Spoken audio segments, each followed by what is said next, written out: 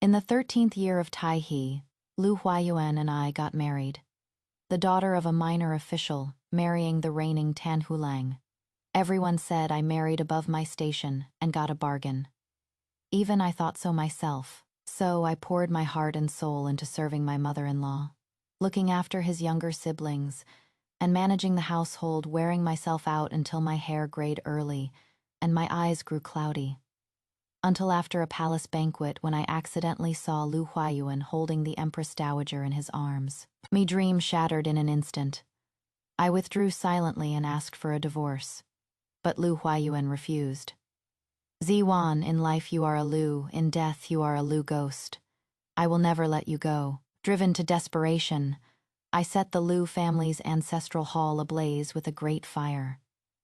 In the moment I dragged Lu Huayuan down with me to our mutual destruction, I thought in my next life, Awan of the Shi family will never be anyone's wife again. A tear fell, and the cold sensation made me snap my eyes open. The bright flames, the scorching heat, the surrounding wails, all had vanished. Under the cool candlelight, everything was silent. Father and mother were seated in the main hall, and they slowly began to speak. Ah Wan, the Lu family sent a matchmaker over today. The one asking to marry you is the Lu family's eldest son, Lu Huayuan, who was in the top 3 of last year's palace examination. Your mother and I have already agreed. From today on, you will stay at home to await the wedding. Do not go out anymore. Hearing Lu Huayuan's name, my breath hitched, and I subconsciously stammered. You can't. The person at the head of the hall frowned, slamming their hand heavily on the table. A marriage is decided by your parents' command, and the matchmaker's word. It is not your place to have a say. The Lu family is a respected scholarly family in Chang'an, and this Lu Huayuan is exceptionally talented. He just became the Tanhua today, and he is destined for great things. To be honest, this marriage is our family marrying up. Is it really your place to refuse? In the flickering candlelight, my father's and mother's faces appeared and disappeared. In a daze, I was reminded of the days and nights in the Lu manor from my previous life. The Lu family had deep roots and a high status in Chang'an, but their wealth was not apparent. In reality, they were severely in deficit. In my previous life, Lu Huayuan and I didn't have any children, but he never once mentioned taking a concubine or divorcing me. So I thought that even though he was a bit cold, he was still a good husband to whom I could entrust the rest of my life. Lessons for Women says that the husband is the wife's guide. For this husband of mine, I poured my entire dowry into the Lu household's finances, observed the formalities before old Madame Lu's chambers day in and day out for 10 years, and painstakingly raised the Lu family's younger siblings. As a result, even though Lu Huayuan was away serving as an official for many years, the Lu manor remained peaceful. His younger sister married well into a count's family, and his half-brother successfully became a jinshi. Lu Huayuan's official career was a great success. When the new emperor ascended the throne, he was appointed to the Secretariat, Chancellery, becoming a high-spirited and powerful court minister who held sway over Chang'an. But I suffered until my hair turned gray and my eyes grew cloudy and my back, from long-term bowing to serve the sick, became so hunched it was difficult to stand straight again. Everyone praised me as a virtuous wife, saying I had endured until the clouds parted to reveal the bright moon. All illusions were finally shattered when I stumbled upon Lu Huayuan's affair with the Empress Dowager. Hugging the still noble and beautiful woman, he coaxed her tenderly. Yuan, the only one I love is you. Yuan, she is just a clan wife I married to honor my mother. Yuan, look at her current appearance. How could I possibly have the slightest interest in her? Yuan, I have never consummated the marriage with her. The one who went to bed after blowing out the lamp has always been my personal servant boy. But Lu Huayuan, who didn't respect me and didn't love me, just wouldn't let me go, claiming that even if I died, I could only be a good. In this life, I will absolutely not be devoured and wiped clean by his entire Lu family again. His Lu family sky, high glory must also be ended by my hands. My father is the magistrate of Chang'an County. Chang'an County is the attached county of Chang'an City. Chang'an City is full of high officials, powerful nobles, and imperial relatives. As the daughter of the Chang'an County magistrate, although I was in the capital, I always sat in the last seat among the noble ladies. So, the Liu family's proposal made Dad and Mom feel extremely flattered, and they scrambled to exchange our birth charts, then set a wedding date to marry me off. Pleading with them was useless. When I was 7 or 8 years old, they locked me in a dark and cramped embroidery room to temper my wild and unruly nature. I didn't like needlework but always carried books like Zhuozhuan and Mencius and insisted on going to school. That a woman should be virtuous, gentle, and obedient was their deeply ingrained view. Lu Huayuan wanted a virtuous wife with no one to rely on. That is why he came to my Shi family. But what if? I have nothing to do with those two words, virtuous and gentle. The 3rd day of the 3rd month is the Chichun festival of Great Liang, and this is also one of the few festivals in the year where young men and women are able to meet and sit together. Using the excuse of going to Guoxing Temple to offer incense for the family to pray for spring, I got my mother's permission and went out the door. But where I went was not Guoxing Temple, but the residence of Princess Yongyang. In my last life, at the time of Chichun in the 12th year of the Taihe era, Princess Yongyang Li Chengyun gathered the young masters and noble ladies and held a competitive banquet at the East residence with poetry, books, and policy essays as the theme. I remember it was right after this banquet that Shen Yuan, the second legitimate daughter of the Duke of Ying's household, shot to fame and was granted a marriage by the emperor, marrying into the crown prince's residence as the crown princess consort. Tanhua Lang Lu Huayuan's brilliant policy response was also widely circulated, and from then on his career took off. Logically speaking, given my status, forcibly showing off will surely bring endless trouble. But things have come to this. What I want is the biggest spotlight at this Chichun banquet. I ordered the coachman to turn the carriage around. At the entrance of the princess's residence, many young masters and noble ladies had already gathered. Slowly getting out of the carriage, the gatekeeper looked me up and down, eyeing the carriage's specifications and my attire. "May I ask who you are?" "Zi Wan, daughter of Xia Yujin, the magistrate of Chang'an County." As soon as I said this, the young lady in front of me who was about to enter the gate suddenly stopped, turned her head to look over, her eyes filled with a disdainful appraisal. It was Shen Yuan. She was dressed in a satin skirt with 100 butterflies and flowers embroidered in gold.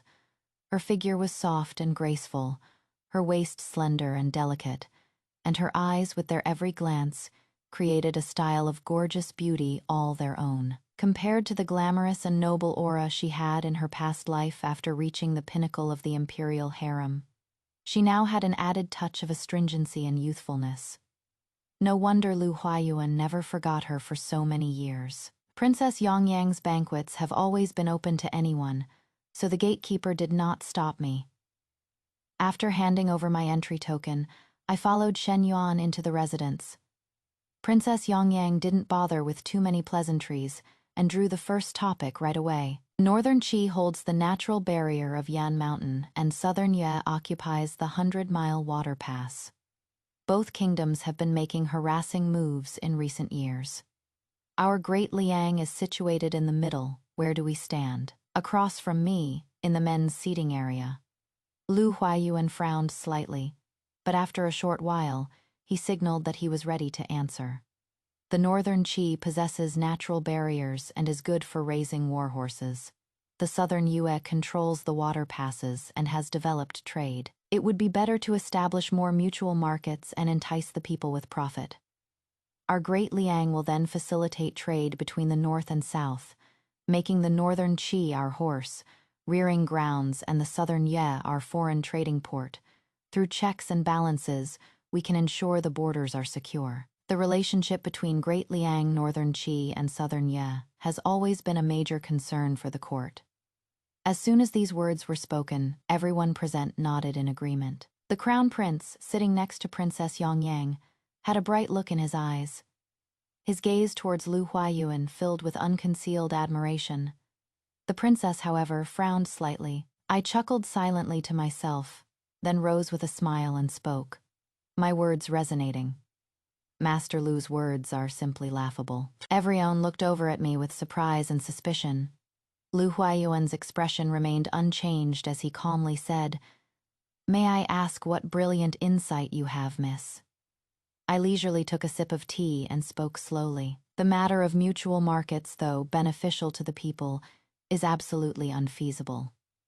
In northern Qi, 5 sons fought for the throne, and the new ruler who just ascended, Yuan Yue, is arrogant and bloodthirsty. Several villages on our Great Liang's northern border have already been massacred.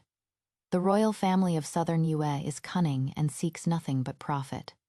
In recent years, merchants from our Great Liang have had to hand over 50% of their earnings upon entry. Mutual markets require the right time, the right place, and the right people. The art of checks and balances is like trying to put out a cart of burning firewood with a cup of water right now. The people in the hall did not seem to agree. Someone sneered and retorted, "Oh, the young lady understands border affairs as well. In your opinion, what is the solution to this problem?" I bowed deeply and said firmly, "There is only one word: war." The commentary on the water classic records an ancient north-south road that passes through the Shu region. Heading north, it can breach the natural defenses of northern Qi, and heading south, it leads directly into the heartland of Nanye. The northern Qi is warlike. Inflicting heavy damage and annihilating the enemy can trade at least 10 years of rest and recuperation for the border. As for southern Yue, it was originally our Central Plains land and should have long since returned. As soon as the words fell, the entire room was in an uproar. Shen Yuan spoke up, "The current sage governs the country with benevolence. To stop war with war, to take the route through Shu, each and every one of these actions exhausts the people and drains the treasury. It is impressive how you can say it so sanctimoniously."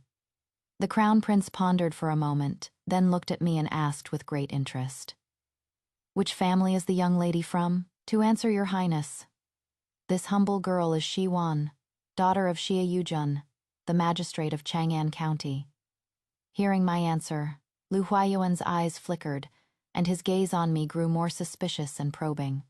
"Are you betrothed?" The question was sudden, but I had no choice but to answer. "The Lu Manor has already sent someone to my home, but we haven't exchanged the betrothal cards yet." Upon hearing this, the crown prince shot Lu Huayuan a teasing glance and chuckled. How interesting. Unlike Lu Huayuan's pure and noble bearing, the crown prince's features were painted with a touch of nobility and radiant beauty. His every frown and smile created a unique and distinct charm. Princess Yongyang came out to smooth things over, and the gathering continued. For the following tests, whether it is poetry and literature or political and historical essays, as long as Lu Huayuan and Shen Yuan participate, I will definitely sabotage them from behind. Halfway through the banquet, using the excuse of changing clothes, Lu Huayuan and Shen Yuan left. I silently followed behind the two of them, behind the rockery. Shen Yuan tugged on Lu Huayuan's sleeve and said petulantly, "Didn't you say, Brother Huayuan, that this daughter of the Chang'an County magistrate never leaves her home and is famously obedient and virtuous? How come she is being so confrontational with us at the princess's banquet now? The crown prince even asked if she was betrothed. Who does she think she is? I am supposed to be the most noble woman in the entire Great Liang in the future. Brother Huayuan, you said you would help me." Lu Huayuan placated her with a hint of anxiety. "Yuaner, don't worry. Our grand plans won't be ruined by a mere little girl." "No." The crown prince's question today already shows he is interested in her. "Brother Huayuan, you have to urge your family to quickly go and match the Zhengtai. As long as we marry her into the family, we'll be able to get her under our control." Lu Huayuan frowned and said nothing. He did want to marry her, but on the premise that he wanted a virtuous wife who could manage his household and serve his parents. Shi Wan, he had misjudged her. Hearing Shen Yuan's words, a chill ran down my spine. I had wanted to make Lu Huayuan give up the idea of this marriage. But if the Crown Prince's words have now catalyzed the entire process instead, then the loss would outweigh the gain. The two in front had already left. As I stood still on the spot, carefully thinking about how to handle things, I didn't notice at all that someone was approaching from behind. A low, hoarse voice came from behind. "Jiwan, what you sought today, was it to not marry that Lu Huayuan?" It was the Crown Prince. Today, my conflict with Lu Huayuan was as tense as drawn swords. Anyone paying attention would know with a little thought. I didn't hide it. I turned, lowered my head, and answered, yes. The person chuckled lightly behind his hand, and with a gentle flick of the jade fan in his hand, I was forced to raise my head and look straight into those eyes as beautiful as pearls and jade. Just to not marry him. What about the Eastern Palace then? Jiwan, do you want it? I didn't answer directly, but changed the subject instead.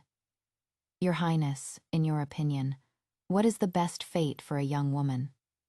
The Crown Prince raised his eyebrows and answered tentatively. For a young lady, it should be marrying an ideal husband, a loving and harmonious relationship between husband and wife, and the prosperity and continuation of the family.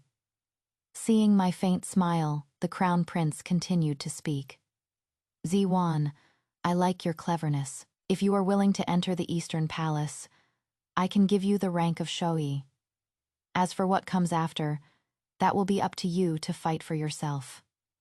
Such grace from the imperial family, for someone of my status to be granted the rank of the Crown Prince's Shoyi, is already a tremendous honor for my whole family. It is just that, having lived a second life, there are some things I couldn't see more clearly. This deep palace and the family courtyards. In the end, what difference is there? Really, is a woman's destiny really just to be an appendage to a man and her family? This time, I want to fight for myself for once. I feigned terror, kneeling and bowing. Your Highness, please understand. This commoner girl is of lowly birth. My talents and looks are but the glow of a firefly. I am truly unworthy of such favor and grace from your Highness. The Crown Prince narrowed his eyes and said with a smile, by entering the Crown Prince's residence, you can rightfully break off your engagement with the Tanhua Xiaowan. For a woman's marriage, the words of parents and matchmakers carry immense weight. This is an opportunity right in front of you. Have you thought it through? I shook my head, lowering my gaze without a word. The engagement with Lu Huayuan, of course, must be broken. But the one who can help me is not the Crown Prince, but the princess. Princess Yongyang Li Chengyun is the full-blooded older sister of Crown Prince Li Chengyin. The strategy I proposed today to contain Northern Qi and Southern Ye, the princess in my past life, had already pleaded about with blood and tears, right before Northern Qi broke through the Tian Shan Mountains and breached the pass. At that time, after marrying into the Lu family, I toiled so hard managing the household that I had given up almost all the hobbies of my maiden days. The only thing I still held on to was the collection of classics and books I had secretly saved up. Lu Huayuan's younger half, brother who became a jinshi, was even taught by me. Personally, at that time, Northern Qi falsely claimed it was an accident when they killed the foreign affairs official of Daliang's border city, Yelin. Yet they turned right around and sought peace with Daliang. Princess Yongyang's counsel coincided perfectly with my own thoughts at that time. Unfortunately, the great Liang has been at peace for a long time, and its rulers indulging in pleasure and comfort had long since lost their vision and mettle. The princess and His Majesty had a tense standoff, and in the end, under the pretext that women must not interfere in politics, he not only put the princess under house arrest, but also ordered her to be sent for a marriage alliance to stabilize Northern Qi. Northern Qi's ambition was clear as day, and they ultimately broke through the Yanshan Pass. Princess Yongyang failed in her lone assassination of Yuan Yue and died on the eve of the flag consecration ceremony. A woman that's stunningly beautiful shouldn't have such a fate. As the banquet was ending, I made an excuse of being unable to hold my liquor. deliberately lingering in the hall, not leaving for a long time.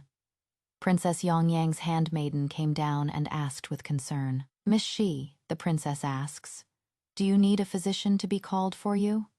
I nodded and said softly, "Thank you for the princess's concern. I'll have to trouble you, miss, to reply to the princess that a physician is indeed needed.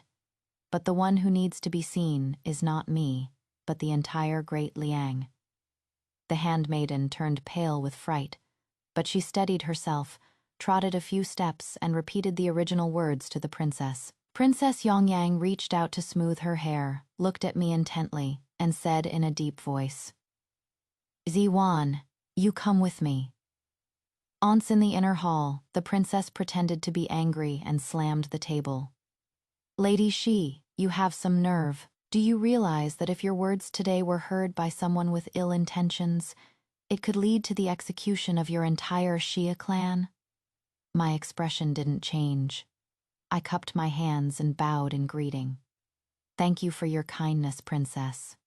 But what I, Xiawan, have said is also from the bottom of my heart. In today's Great Liang, although we have the imperial examination to select officials, it is held only once every 5 years, with very few spots. The appointment of officials still relies mainly on recommendations from the 9-rank system.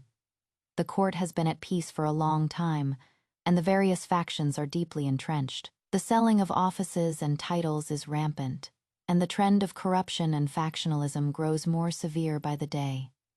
The very foundation of our Great Liang could be destroyed by this.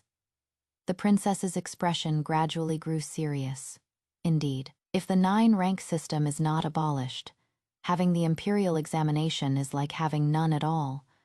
The court's factionalism will not cease, and sooner or later, disaster will strike from within. But what is your intention in bringing this up before me today? I am merely a princess, with no real power, nor am I in charge of the Ministry of Personnel. Even if I had the will, I would be powerless. I looked into her eyes without flinching and said steadily, "Your Highness began your studies at 3, was well versed in the classics and historical texts by 7. At 10, your lament for the peasants shocked the world, and at 13, the commercial reforms you proposed were adopted by His Majesty and have benefited countless households to this day. With such great talent, why can't you have the will?" Upon hearing this, the person on the high seat merely gave a sad smile, raised her fair hand, and tilted her head back to drink the wine in her cup. "Miss Shi, do you know that since I turned 14, the Father Emperor has already been selecting a prince consort for me? Although I enjoy a lavish stipend, my use to the Great Liang is nothing more than to marry into a noble family, or be sent far away for a political marriage, to stabilize the court for my Father Emperor and my Crown Prince brother." I took a step forward, poured a cup of wine for myself, then with a backhand sweep, poured it onto the ground as a libation. "So, Princess, are you just going to accept your fate from now on? The world is now divided into 3. Northern Qi's ambition is blatant.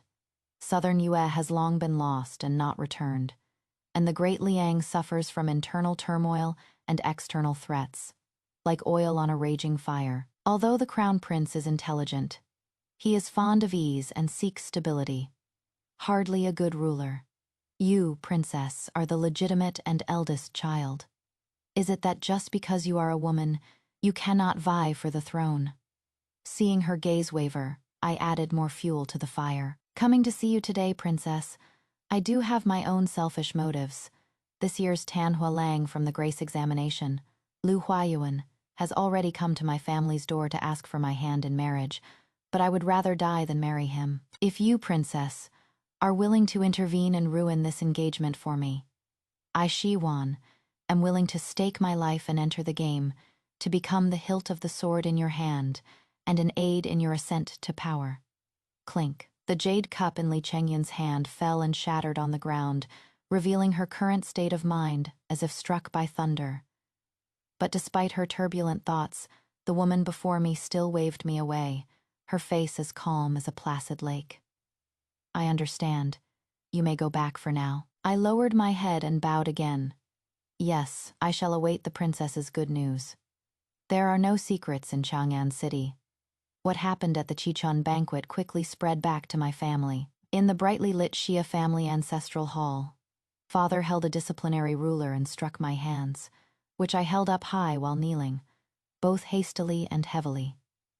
That was Princess Yongyang's banquet. The crown prince was present, along with countless nobles from the capital. How dare you behave so wantonly in a place like that? Going to the princess's manor to show your face, and clashing with Lu Huayuan at every turn. What on earth are you up to? A woman's virtue lies in being gentle and demure. The admonitions for women I had you memorize. Did it all go to the dogs? Father was hitting me hard, and mother threw herself beside me, crying. My child, the Lu family has already come to propose marriage. Are you trying to completely ruin this wonderful engagement? After the family punishment, I knelt for another half of the night. Then my parents had me locked in a pitch black embroidery chamber, just a few feet square. This was the place I feared most as a child. In my previous life, in this embroidery chamber, I was forced to kill that flamboyant and bright version of myself. But this time, 1 day, 2 days, 3 days, no matter how they tormented me, I still only had one thing to say. I won't marry. On the 7th day, mother unlocked the door with a beaming smile. Awan, the Lu family hasn't broken off the engagement. The person to deliver the Zheng Tai is here. Mother entered the door, looked at my haggard and stubborn self, sighed, and pulled me into her embrace. My child, you have to get married eventually.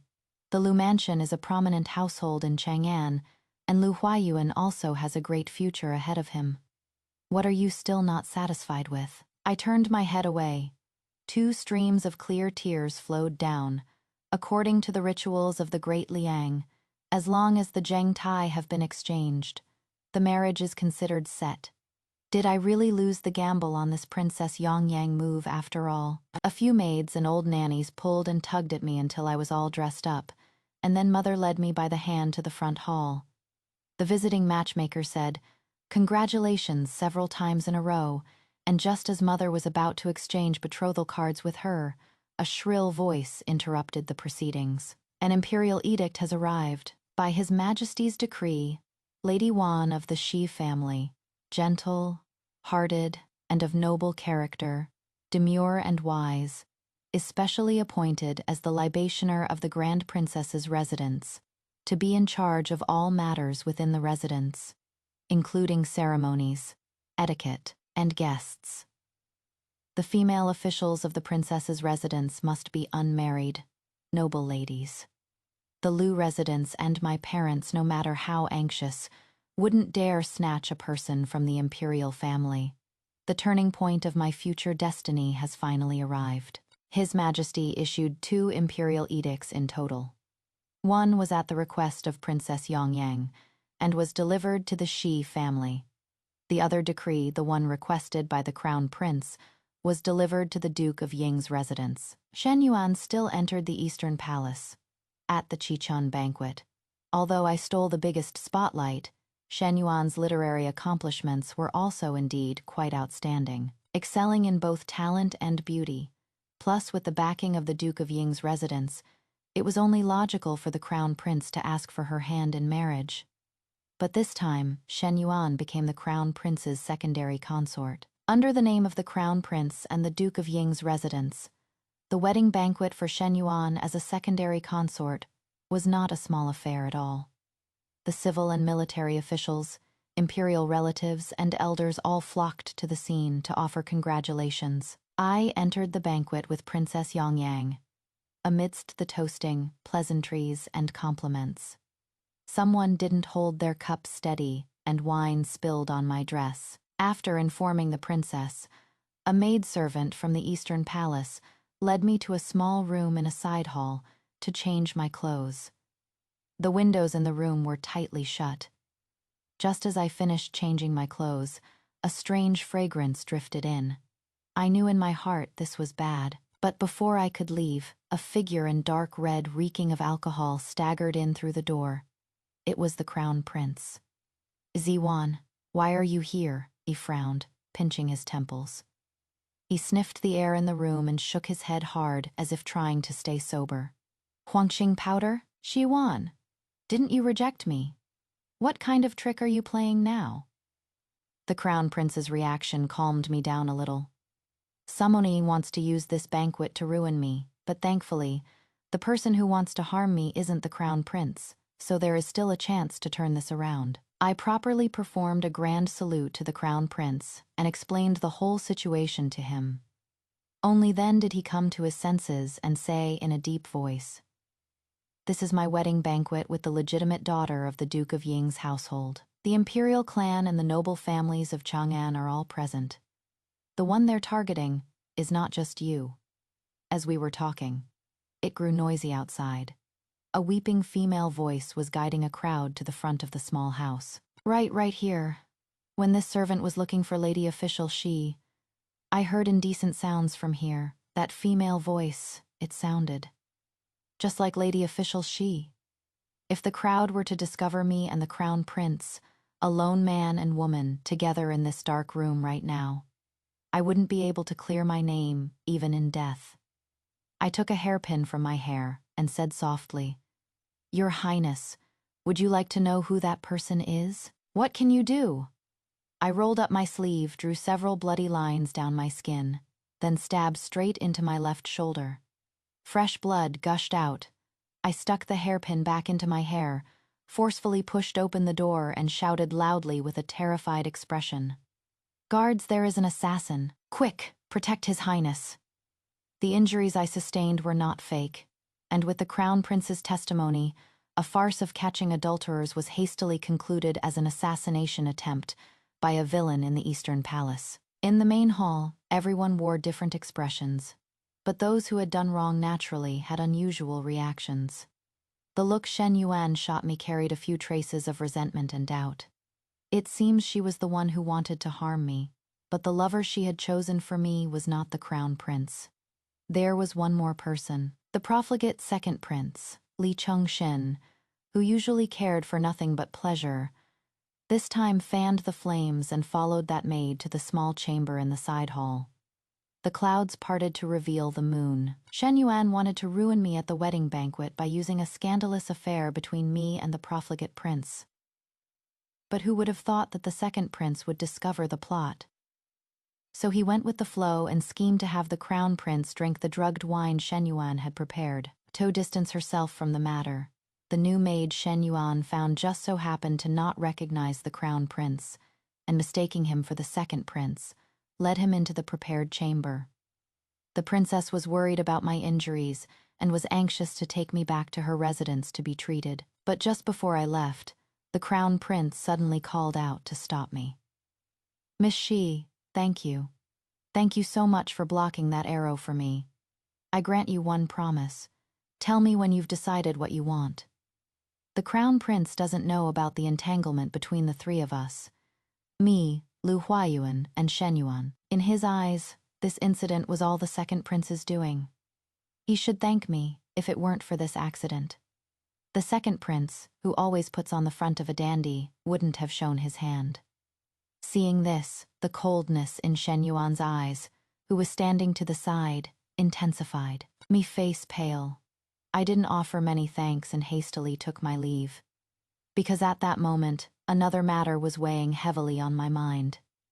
In this life, Shen Yuan still married the Crown Prince as she wished, and I did not become the wife of her secret lover, Lu Huayuan. Then where on earth did this grudge of hers against me, so strong that she wants me gone, come from for the princess and I?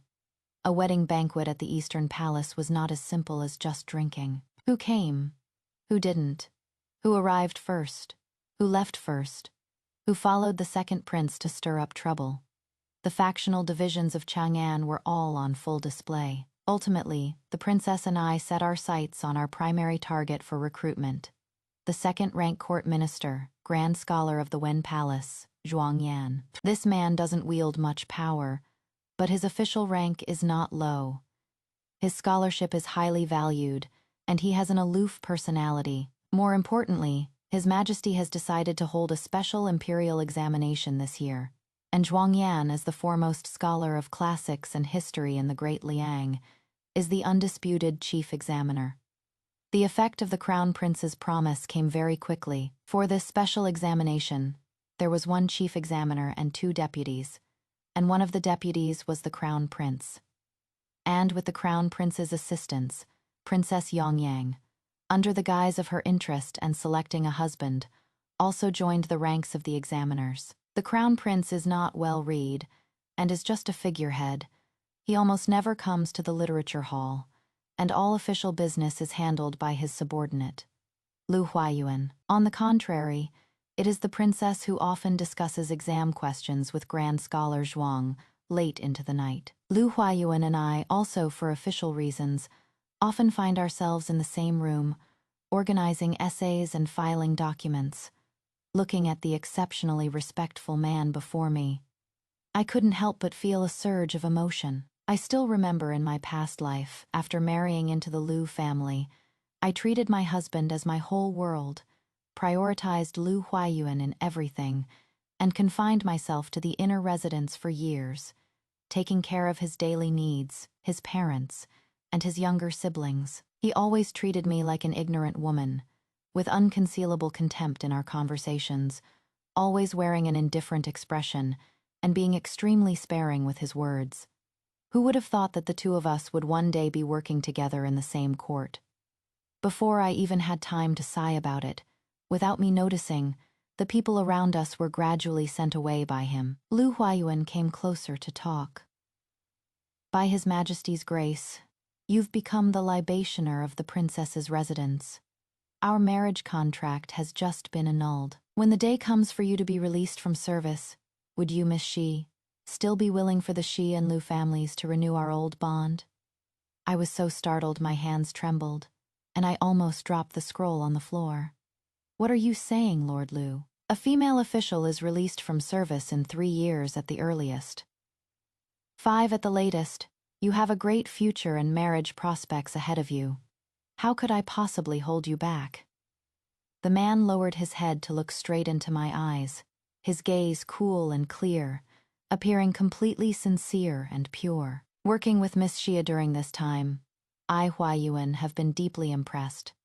Even Grand Scholar Zhuang often praises your intelligence and knowledge. My mother at home is indeed rushing me, but I am willing to wait. Wan, I am willing to wait for you.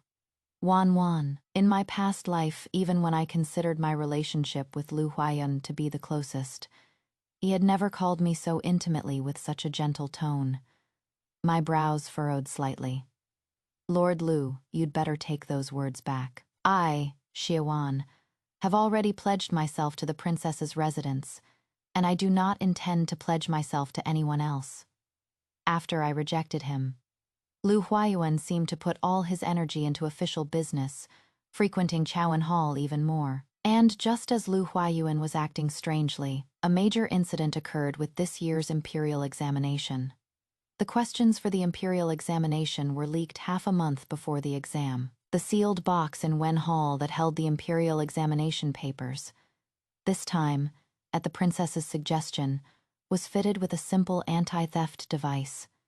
If anyone had touched it, Scholar Zhuang and the princess, who understood its mechanism, would be able to spot the signs at a glance. When Scholar Zhuang and the princess went to the library to retrieve past year's records, they unintentionally discovered that the sealed box had been tampered with.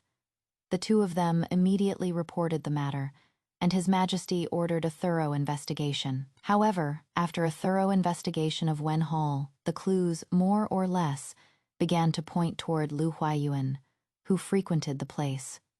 Lu Huayuan is slick and cautious. Regarding this matter of cheating in the imperial examinations, if it weren't for the Crown Prince's instruction, he would absolutely never do it. The princess thought it over and over, and still went to the Eastern Palace with the evidence. It was the height of summer, but as soon as she entered the palace gates, a cool autumn breeze came blowing gently. Less than a year since the last wedding banquet, the Crown Prince's residence, with its winding streams, lake, and rockery, had already changed its appearance drastically. In the main hall, the Crown Prince greeted her with a gentle smile. Imperial sister is here. Just in time to see. Don't you think Yuaner has cleverly redesigned the Eastern Palace? It feels like spring and autumn even in summer. It is simply wonderful. The princess picked up a lychee from the icebox before her with her fair hands and said with a serious expression, "Digging out lake scenery within the palace, with ice basins and wheel fans at every turn. Isn't it a bit too extravagant? Does the crown prince know how much silver and manpower it costs to bring this single lychee from Lingnan to Chang'an?" After speaking, she shook her head again. "Forget it. Let's talk about the important matter first. Lu Huayuan is involved in cheating in the imperial examinations. Is this matter related to you?" Hearing this, the crown prince's expression froze. It was indeed improper. It is just that a few people from the Shen and Zhang families were due to enter officialdom. Their families came to plead, saying that if they entered through the imperial examinations, they would gain a clean reputation and their path would be smoother. The princess slammed the table in anger. Ridiculous. The Shen and Zhang families hold positions among the 9 ministers. The sons and nephews of their families can all enter the court through recommendations via the 9-rank system. Is that still not enough?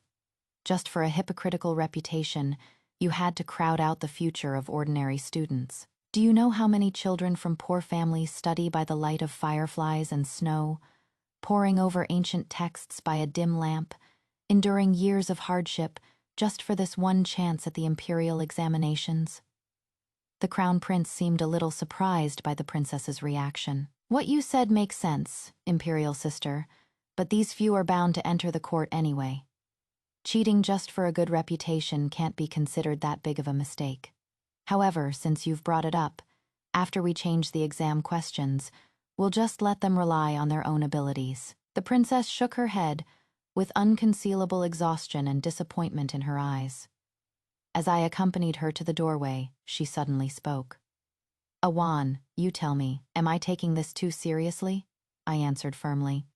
"Princess water can carry a boat, but it can also capsize it. If the path for the common people to rise is completely controlled by the powerful and noble families, then Daliang will truly be not far from its doom." After hearing what I said, the cold and noble woman before me seemed to have made some kind of decision. "Ziwan, bypass us and deliver this evidence into second brother's hands." The second prince, for his part, didn't care who exactly had handed him the evidence of the crown prince's crimes. He immediately found the censors to expose it, putting the crown prince in an awkward position in court. His Majesty is conservative and seeks stability, relies on the aristocratic families, and his attitude towards the imperial examinations has always been ambiguous, on top of his favoritism for the crown prince. After a tirade in the throne hall, he actually wanted to let the matter slide, settling it by docking his salary and grounding him. I secretly added fuel to the fire from behind. The imperial examination was imminent, and scholars had gathered in Chang'an. Once the news of cheating spread, the public was in an uproar. Some beat the Dengguan drum, some gathered all night to protest, completely surrounding the Ministry of Rights and government offices. After many days of uproar, His Majesty belatedly realized what the imperial examination truly meant to the common people. But the crown prince was the heir apparent, so it was impossible for him to publicly admit his faults to the people of Daliang and confess his own transgressions. In the end, they pushed out a clerk from Lu Huayuan's side to take all the blame with the ridiculous excuse of selling secrets for money. Lu Huayuan was exiled to Chongzhou in the Lingnan border region, while that clerk was sentenced to death by 1,000 cuts and beheading at the Meridian Gate to appease the enraged public. The one in power made a huge mistake, yet a minor clerk who just followed orders died for it. How absurd this world is. Fortunately, after this case, the imperial examination was held as usual. The top 3 scholars on the final list were all different from the ones in my memory from my past life. After the imperial examination cheating scandal, the second prince was no longer lying low. The struggle between him and the crown prince in the imperial court became an inextricable mess of fierce undercurrents. Meanwhile, the princess and I were secretly searching for and contacting trustworthy and capable people. Although the court appeared to be divided into two factions, the Crown Prince's faction and the Second Prince's faction, in reality, most of the upright officials in the court had quietly joined the princess's camp. In the 19th year of the Taihe era, Lu Huayuan was transferred back to Chang'an for his meritorious governance. A lot happened in the 6 years Lu Huayuan was away from Chang'an. His Majesty's chronic headaches have become a severe illness. His health is already greatly failing, and now he is just clinging to life with expensive medicinal herbs. Shen Yuan gave birth to the eldest imperial grandson, and the crown prince now holds the seal as regent. But strangely, the crown prince's health is also gradually showing signs of discomfort. The renowned physicians in the palace, besides being on standby for His Majesty, have also been visiting the Eastern Palace more and more frequently. In his past life, although Lu Huayuan became a powerful prime minister by leveraging Shen Yuan's influence, he himself was slick, cautious, and exceptionally strategic, truly a man of great ability. In less than a year after being transferred back to Chang'an, the Second Prince's faction had been suppressed by him to the point of having almost no power to fight back. Just as the Crown Prince was about to secure his position as regent, an 800-li express military report arrived from Yilin City in the north. Yuan Ye of Northern Qi ordered the massacre of border civilians and executed our great Liang's foreign affairs officials. Yet now he has changed his tune, sending a peace proposal to make amends with Great Liang. The turning point in Princess Yongyang's destiny had finally come. His Majesty and the Crown Prince summoned the ministers to discuss the matter. Everyone was filled with righteous indignation, all condemning the Northern Qi barbarians for going too far. But the moment going to war was mentioned, the ministers became like frost. Bitten eggplants hemming and hawing with excuses like, it would be a great expense to the people, and war is the worst option. After discussing back and forth, the majority actually agreed to accept the peace proposal and reconcile with Northern Qi until the princess entered the audience hall. Yuan Ye's move is clearly to test the bottom line of our great Liang. This is not the first time that Northern Qi has harassed the border people and slaughtered the citizens of our dynasty. Are all you lords going to turn a blind eye to such a naked declaration of war and contempt? The border defense of the north has become a great scourge to our dynasty. If we retreat again this time, next time, the hooves of Northern Qi's horses will step into Chang'an and trample on your faces. In her previous life, the princess wrote a petition in blood, but not a single official in the court voiced her support. But this time, it is different. Grand Scholar Zhuang Yan was the first to step out. What Princess Yongyang said is absolutely right. Our great Liang should not retreat and cannot retreat. I, your subject, second the motion.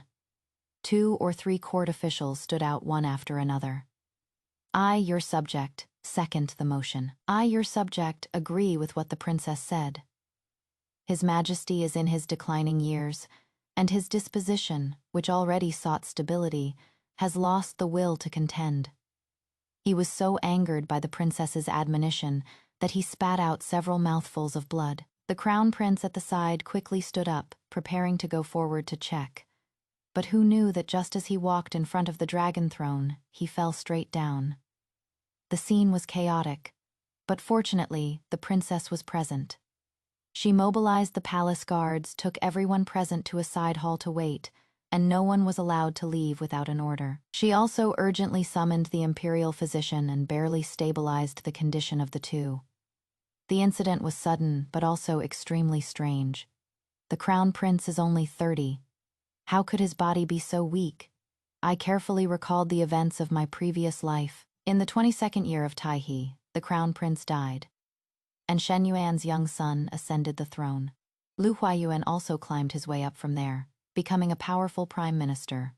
Shen Yuan once said that what she wanted to be was the most honored woman in the great Liang. Does that mean her goal from the very beginning wasn't the position of empress, but Empress Dowager, then the crown prince? Was he really that gravely ill? I concealed the matter of my rebirth and told the princess my suspicions. The princess immediately had people investigate the procurement of supplies for the Eastern Palace and Shen Yuan's whereabouts. I subtly guided the investigators' attention toward Lu Huayuan, and they actually found quite a few things. For several years, Lu Huayuan would send a box of local specialties to Chang'an every 3 months. This box would pass through the Lu family, but would eventually find its way into the hands of the Shen family. Inside the box was an item called he wu grass. This herb is only produced in Lingnan and is extremely rare in Chang'an. The plant itself is not poisonous, but if consumed long-term with yang, replenishing tonics like ginseng, it will gradually hollow out the body from the inside, leading to death by exhaustion. The crown prince's increasingly frail body had always relied on tonics. Add to that the uninterrupted supply of he wu grass for the past several years, and the consequences were easy to imagine. When the results of the investigation were delivered to the princess's hands, I was grinding ink by her side. Seeing her hesitate, I spoke up directly. For the situation with Northern Qi, we can think of another way. But as for this poisoning, if your highness waits until after the crown prince has passed away to make a move, the entire world will be in your hands. Hearing my words, she was stunned for a good while, then slowly spoke. With the situation as it is, whether it is sitting on the mountain to watch the tigers fight, or forming factions, these are all things we have no choice but to do. I know that the struggle for imperial power has always been built upon the blood of one's kin. But Cheng Yin is my own brother, from the same mother. If I lose even this bit of compassion, how can I speak of having compassion for the people of the world? The princess still went to see the crown prince and laid out the results of the investigation in full. Having learned the cause of the illness, although the crown prince's body already showed signs of depletion, it wasn't so severe that he only had a few short years of life left. The crown prince lay reclining on the couch and asked softly. That stunningly handsome face, which resembled the princess's by 30 or 40%, revealed a hint of paleness and an ashen complexion. Imperial sister, that day when we were discussing the matter of Northern Qi, those who stood out in court, they were all your people, weren't they? The princess was non-committal, and the crown prince continued. Imperial sister, you are a woman. I never thought that what you wanted was actually this position. If you hadn't come today, imperial sister, and I fought with second brother to the very end, once I died, wouldn't the throne have been within your easy grasp? The princess didn't answer directly, only reaching out to tuck in the corner of the crown prince's blanket. Summer is almost here. Imperial sister remembers that you love eating the water caltrops from the imperial garden the most. Get well, and imperial sister will wait to go pick them with you. A person who is ill is at their most vulnerable. The crown prince turned his head aside, and a single stream of clear tears slowly trickled down. The crown prince acted quickly. Shen Yuan and Lu Huayuan were soon thrown into the Ministry of Justice's great prison. After finding out the whole story, the crown prince didn't want to make it public and gave them both a cup of poisoned wine. I asked the princess for a token and made a special trip to the great jail. When Lu Huayuan saw me, he still wouldn't give up struggling and pleaded repeatedly. Miss Shi, I was coerced by Shen Yuan. She forced me to do everything. You have a voice in front of His Highness the Crown Prince.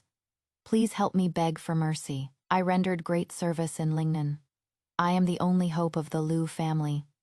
I can't die. I can't die. Looking at this selfish, cowardly, and irresponsible man before me, I couldn't help but once again lament my tragic fate in my past life. I actually spent years washing my hands to become a virtuous wife for such a man, and because of him I was burned alive in a monstrous fire. On the contrary, it was Shen Yuan who, facing death, was much calmer. At this moment her appearance was haggard, her dress was dirty, and she no longer had her former vibrant beauty and noble air. As soon as she saw me, resentment and viciousness shot out from her eyes. You bitch, it is all your fault. Your Highness Consort's current situation is nothing but karmic retribution. If you do wrong, you must bear the consequences. What does it have to do with me?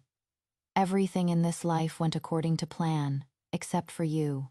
You didn't marry Lu Huayuan, but instead turned around and followed some damn Princess Yongyang. Shiwan, You are that variable. On the day of the wedding banquet, even if it meant risking universal condemnation, I should have killed you. Hearing that, it dawned on me. The one who had a rebirth, so it turns out I wasn't the only one. I gave a cold snort and spoke, leaning close to her ear. In this world, it has always been the victor is crowned king. The loser is branded a bandit. Since you, consort, wanted to gamble for that supreme position, you must bear the consequences of losing. How is it that after living 2 lives you still haven't understood this principle? Shen Yuan's eyes widened. Living 2 lives, you. Before she could even finish her words, I raised my hand to signal the guards by my side. Several people grabbed her chin, forced a cup of poisoned wine down her, and the words she didn't have time to say were thus scattered in the wind. Seeing this, Lu Huayuan also understood that the situation was irreversible. He no longer struggled, burst into loud laughter, then raised his cup and drained it in one go. Looking at this pair of collapsed man and woman, I sneered inwardly. This is fine too. At death's door, you two at least get to be a pair of lovebirds in the underworld. The princess repeatedly entered the palace to advise on the matter of Northern Qi, but His Majesty remained stubbornly unwilling to go to war with Northern Qi, even angrily scolding the princess as a hen crowing at dawn, disregarding the cardinal principles and proper etiquette, and ordered her to be confined to her residence. He had sat securely on the throne for 40 years, and no one had ever defied him like this, overcome with fury. Just like in his previous life, he had the idea of sending the princess to Northern Qi for a marriage alliance. But this time, it wasn't going to be that easy. Memorials from many court officials supporting the princess piled up on His Majesty's desk. Even the crown prince was finally persuaded by the princess, submitting a memorial to second the motion. In the end, this benevolent Taihe ruler, nearing the end of his life, finally gave in under the pressure from all sides. So be it, this world. Perhaps it is time for a change. Going to war with Northern Qi national mobilization, deploying troops and generals, and transporting provisions and fodder were all matters of the highest importance. His Majesty and the Crown Prince were both recuperating from illness. The imperial grandson was young, and the second prince lacked both the cunning and ability for the role. So Princess Yongyang took over the Crown Prince's regent seal. As the #1 person under the princess's command, I was temporarily appointed as a scribe, errant of the Bureau of Military Affairs, running back and forth to handle various coordination matters. But truly repelling Northern Qi wasn't about this one major battle. The purpose of amassing troops for this attack was to demonstrate our court's firm stance to the outside world. The natural barriers of the northern border were difficult to cross. To solve the problem once and for all, the only way was to reopen the ancient roads of Shu, creating a path for Great Liang straight into the heartlands of Northern Qi and Southern Yue. After the Battle of Yelin City, Northern Qi indeed quieted down a lot, which gave Great Liang some breathing room to scout the paths in Shu. After the great battle, I volunteered, under the pretext of seeking out famous scholars in Shu for the princess, and accepted the mission to find the path. In the 23rd year of Taihe, after traversing the perilous mountains and waters of Shu, I finally mapped out a military highway, heading north and south, that bypassed the natural barriers and waterways. It was also in this very year that His Majesty passed away. The Crown Prince abdicated, and the princess took the imperial seal of Great Liang, becoming the first empress regnant in the history of the Central Plains. That night, the imperial study was brilliantly lit. The princess, holding a candelabrum, carefully traced every stroke of the Kanyu map. Excellent, Xiaoan. With this atlas, why worry that Nanyue won't be reclaimed? Northern Qi will no longer be a threat to our Great Liang either. I lowered my head in a bow. Congratulations, Your Majesty. The restoration of our dynasty is now in sight. After a moment, I hesitantly asked the question that was on my mind. Your Majesty, I truly do not understand. The former crown prince, how could he be willing to simply hand over the imperial throne? The princess pursed her lips into a smile, her magnificent makeup making her stunning beauty even more apparent under the glow of the lamps. Chengyin and I grew up together. Although he has a lazy and hedonistic nature, he is also very benevolent. For a person like him, a psychological attack is the best strategy. Sometimes winning without bloodshed is enough. I nodded thoughtfully, my heart filled with sorrow. If the crown prince had been unwilling to abdicate, I am afraid our eldest princess Yongyang, famous throughout the world for her righteousness, would not have been short of other means. But in the struggle for imperial power, from ancient times to the present, who hasn't climbed up by stepping on the corpses of others? Life is already difficult for a woman to achieve great things.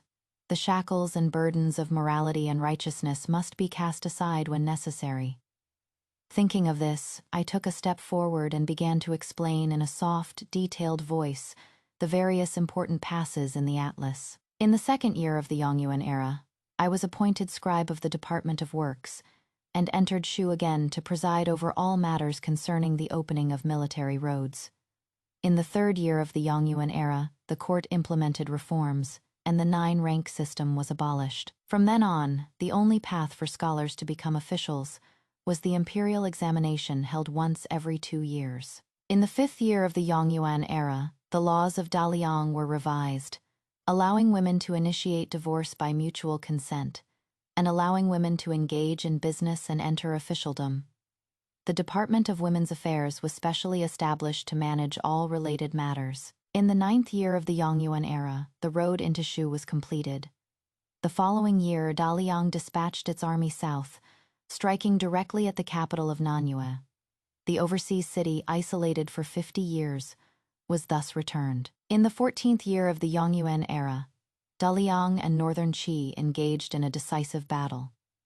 Northern Qi was defeated and fled, submitting a letter of surrender, declaring themselves vassals and offering tribute, retreating several hundred li beyond the Yanshan Pass. The Yongyang Empress, Li Chengyan, and the powerful minister of her generation, Shi Wan, became role models who encouraged the women of Daliang to rely on their own strength and break free from their fate. People of the time did not recognize the cloud. Piercing tree, only when it pierced the clouds did they begin to speak of its height. In the future, there will be tens of thousands more Li Chengyans and Shi Wans, and their lives will never again be trapped within the confines of the inner quarters.